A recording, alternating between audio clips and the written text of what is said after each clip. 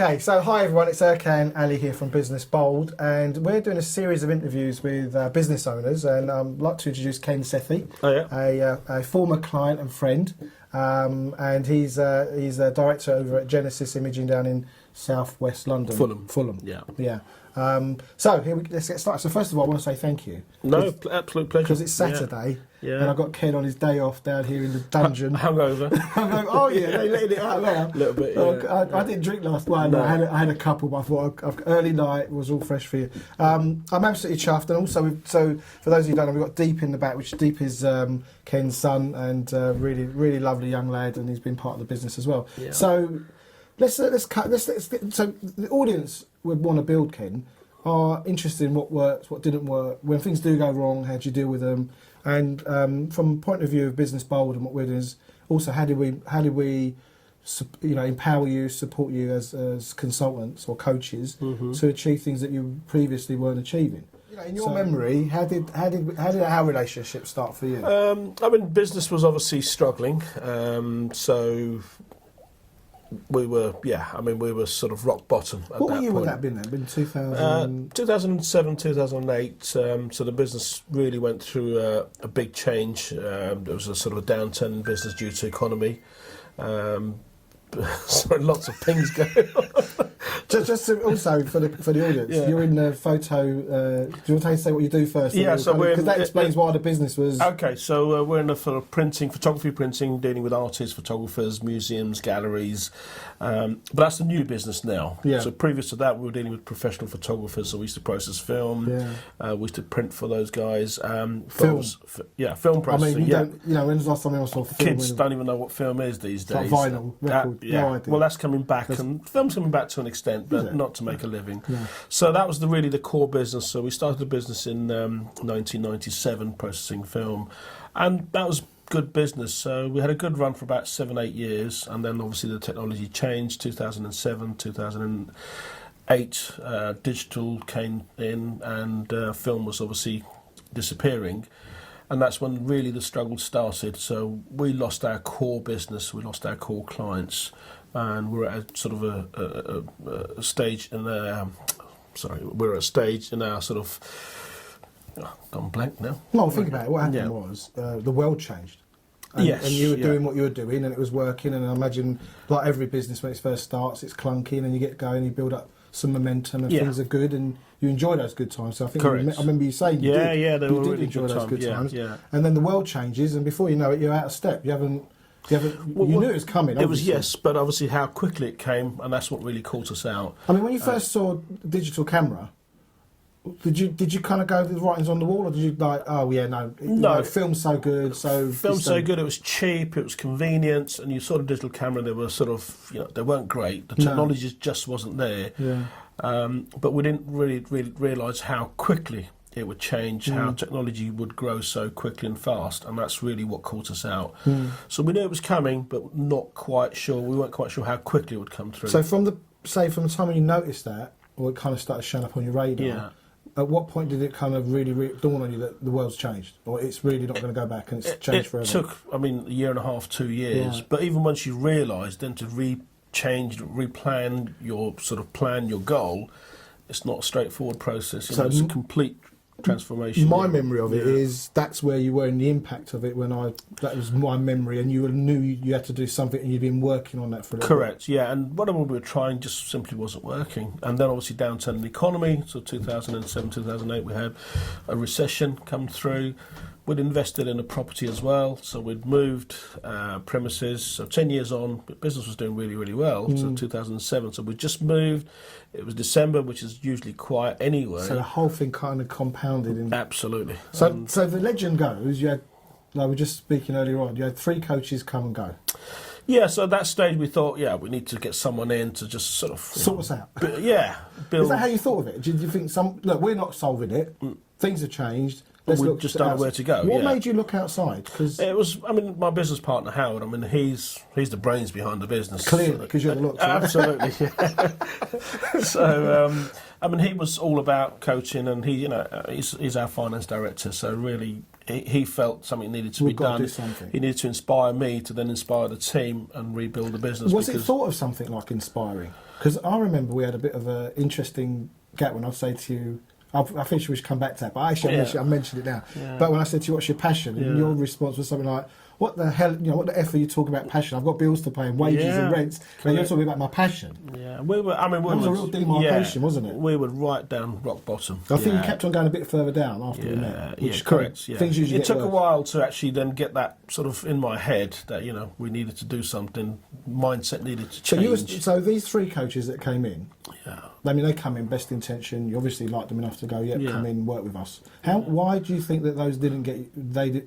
Well, not them personally, but it wasn't my idea. I mean, was that kind of part of it? I mean, I was. There's no way I'm going to let these guys come in. No, so I was dead against it really, because I thought, what they're going to do, they don't know my business, and it's charging all that money. Exactly. So you're already your bank balance is already down, and then you've got on top of it, monthly, and it's not cheap to get coaching. No, but that's where Howard's skill set comes in. You know, so I mean, a lot of coaching that we took on board was due to Howard. So thanks to him, he saved saved our bacon. So legend, you meet Naresh. Yeah.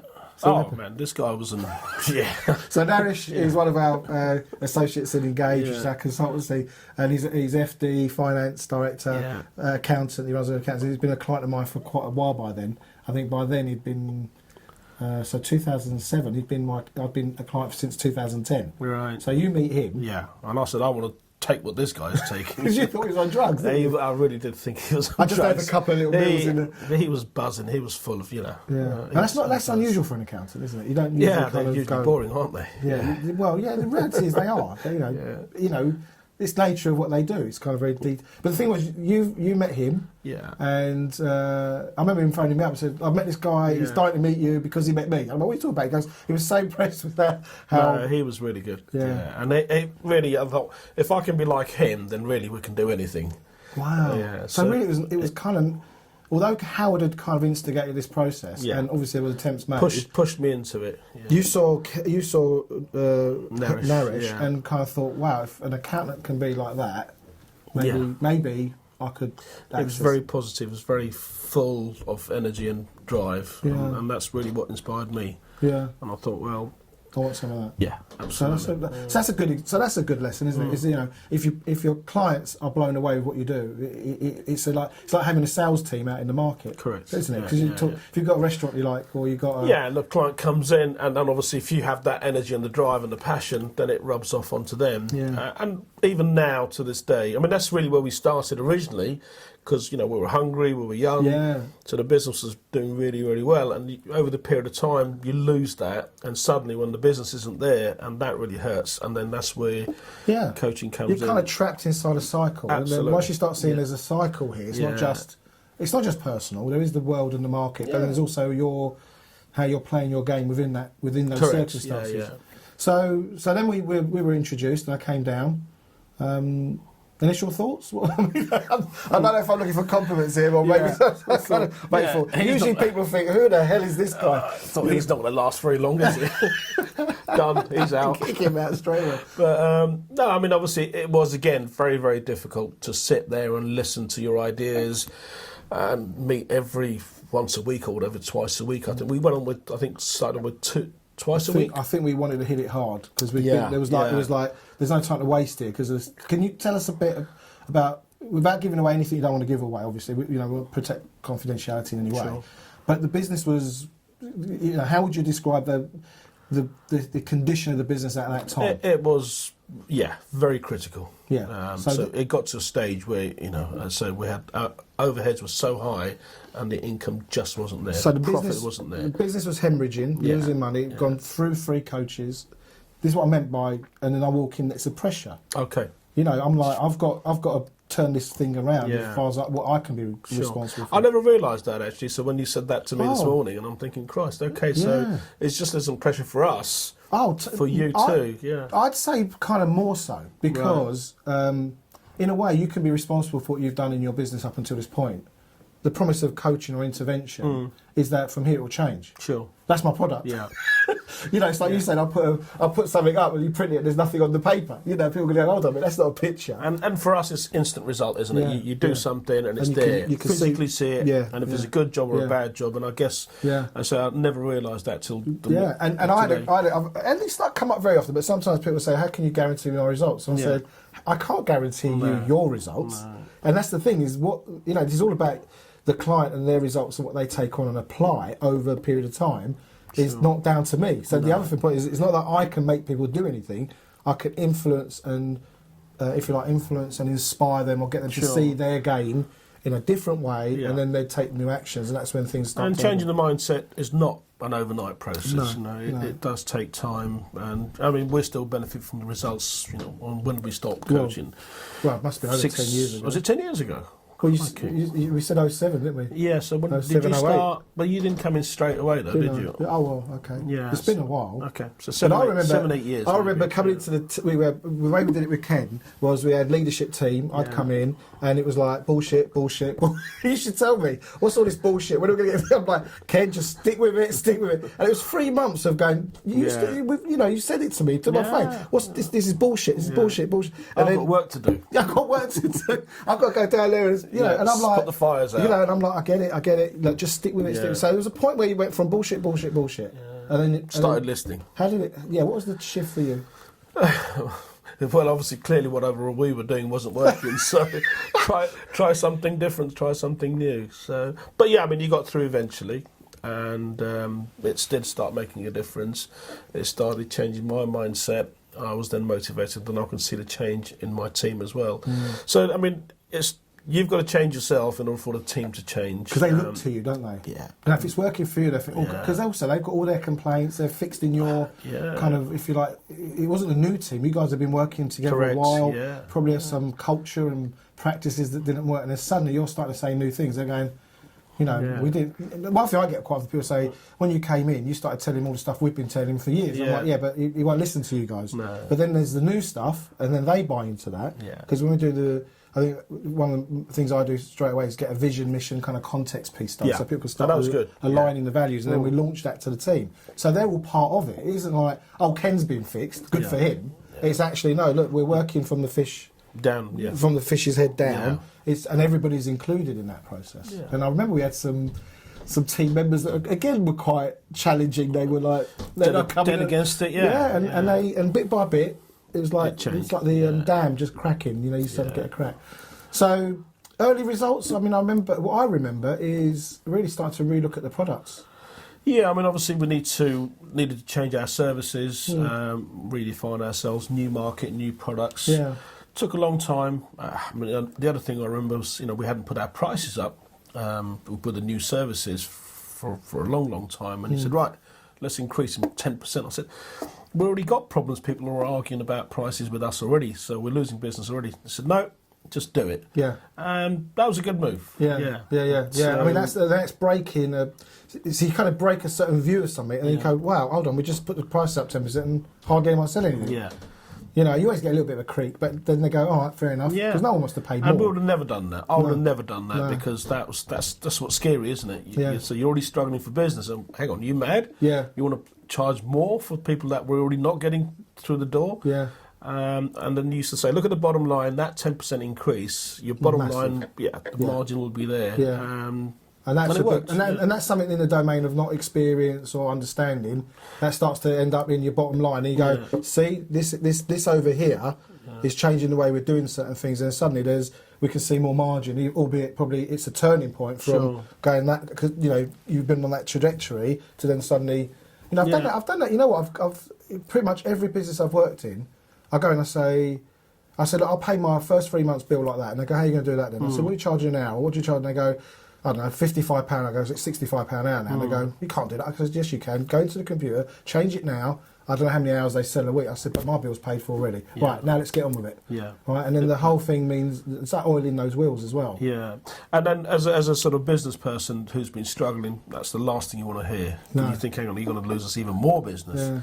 But no, not the same. But what it does, it gives you a bit more fat in the business to do things to promote and Correct, to, yeah. I don't know, sort those equipment out. Maybe there's things in the business that And aren't... put money towards marketing. You know, Yeah. as you remember, you're talking about the sort of funnel. The more leads and marketing, and the more leads you've got to chase, and then you've got a bigger margin to play Now, with. if I remember right, we also did some work on what you did with those leads afterwards as well. Like, actually managing an inquiry Yeah. and logging The it process, into the process of that. Again, those were things We weren't doing. not in that way. I mean, obviously you were taking orders. The systems, the systems weren't in place, and that was a very good part of the coaching, to actually learn how to sort of build a system, chase those leads, and turn conversion rates and so on. And then you can see the results at the bottom, Yeah, great. And that made Fantastic. a big difference. And for me, when I walk in, I see that stuff. I'm like, oh god, great! It's working. They're doing it for themselves, because you can't do it for them. No, sure. You can't do it for them. And that was a new skill set we learned. That was one of the benefits. I remember putting this CRM system in, getting you thinking about the lead structure, where they come from, Correct, where your returns are. All so that. you know where to market, so knowing where your leads are coming from, so targeted,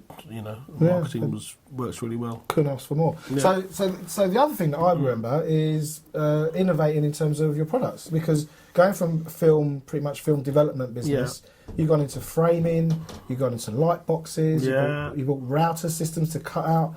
Tell us a bit about how the product. I mean, the products just.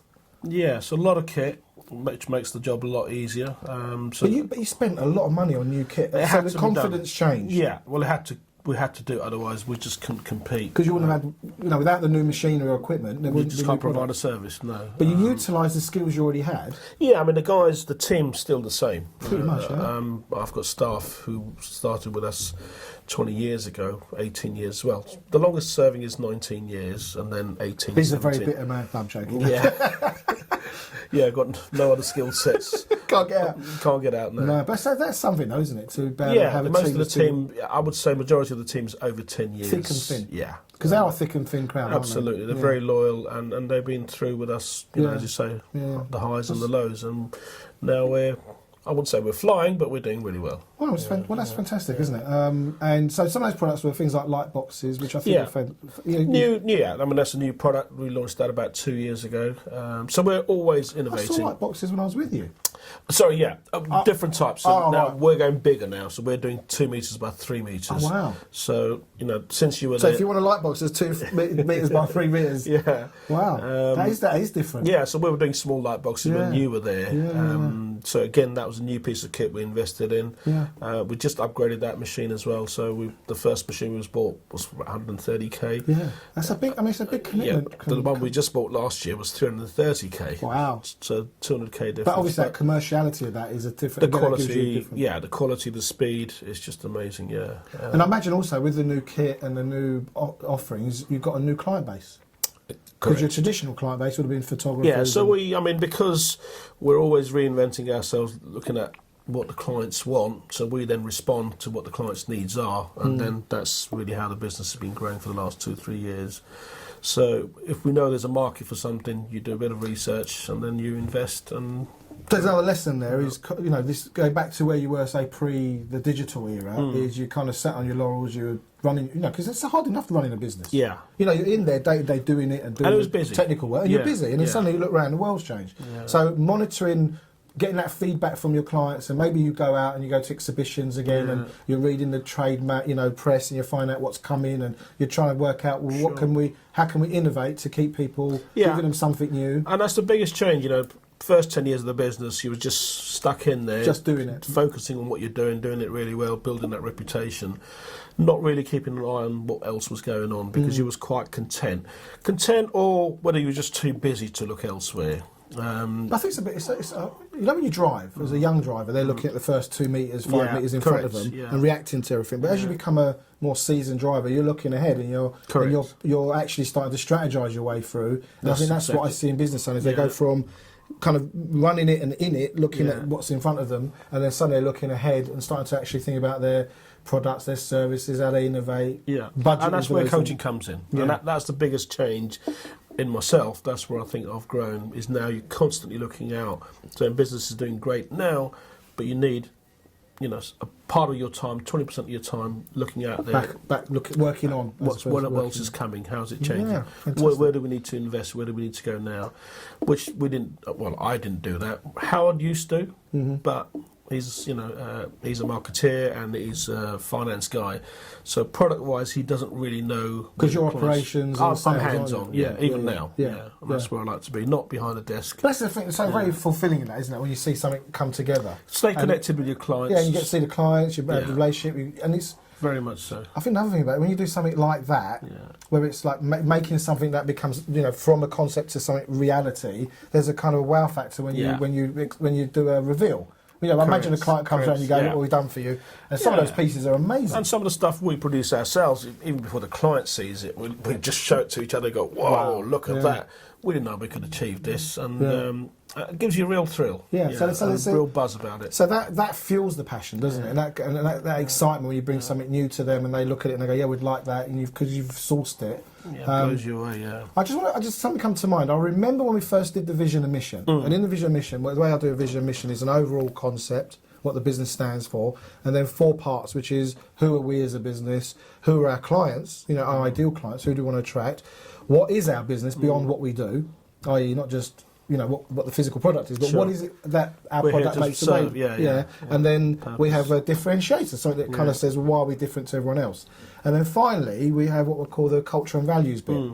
And when we worked on the culture and values, because that always seems to take a little while, because people generally kind of have an idea of the kind of clients they want, they kind of know what they do, but they'll kind of get them thinking about it in a different way. But culture and values, generally people kind of like, it's like not really thought about, but it's kind of assumed, oh, well, you kind of, be honest, or something like that, but they haven't really thought it through. But I remember, soon after we did your vision and mission, it's like I've still got an audio recording on it. So have I. It comes up every now and again on my... I need to listen to it, I haven't heard it for a while. Every now and again, because it's on my phone. It'll probably make more sense now than it did 10 years ago. Is that what it meant? But I remember you went and did an install, and it wasn't right. Do you remember that one? There was lots of that weren't right. but there was one that wasn't right, and you said, and I remember in the coaching session, I said, how's the vision and mission altered your behaviour for the better? And you said, we did this install, and I knew it wasn't right. And instead of trying to blag it or avoid it or bodge it, I went to the client and I told him straight out, this isn't right, we're doing it again. And your view of how powerful was that for me was like it's like the penny really landed. How powerful it is when you're forget what it's going to cost you, forget the time, it has to be right, and still the case even now. And it pays dividends, doesn't it? Absolutely, still the case now. At the time it was very hard to swallow, but why half deliver a job, so it's got to be done perfect. Because everything you do is a reflection of you, isn't it? I mean, and if you do a half job, then that's you. I think in any business, but more so in our business, because it's a very, very sort of visual, so that people can see, the client can see whether it's right or wrong. So if someone says, I want to move 2 mil, and you say, okay, fine. And people even now turn around to me and say, where did you get the patience from? And say, well, you're paying for my time to be here. I'm not going to leave this place till it's perfect. Until you're happy. Yeah. I remember when me and Arzu were on our, was it second time in South Africa or first time? No, I can't remember. I think it was the second time. We met someone. He had a restaurant in Camps Bay in Cape Town. Right. And he was the boss of it's his restaurant. And he was standing watching every meal go out. Yeah. And I'm like, you micromanage it. He goes, yeah, but every meal's got to be right there, can like it's got to be. He was looking at everyone going, that can go to the table. Yeah. And the thing with that is once you build that reputation, even if you mess up, people know, look, I don't have to worry about this, because they know they've messed up. They've got their own standards. They've got their own levels of service delivery. Correct. That are actually probably higher than the client. Yeah. And then they know can't go wrong, can you? Can't go wrong, can you? No, it's absolutely very true.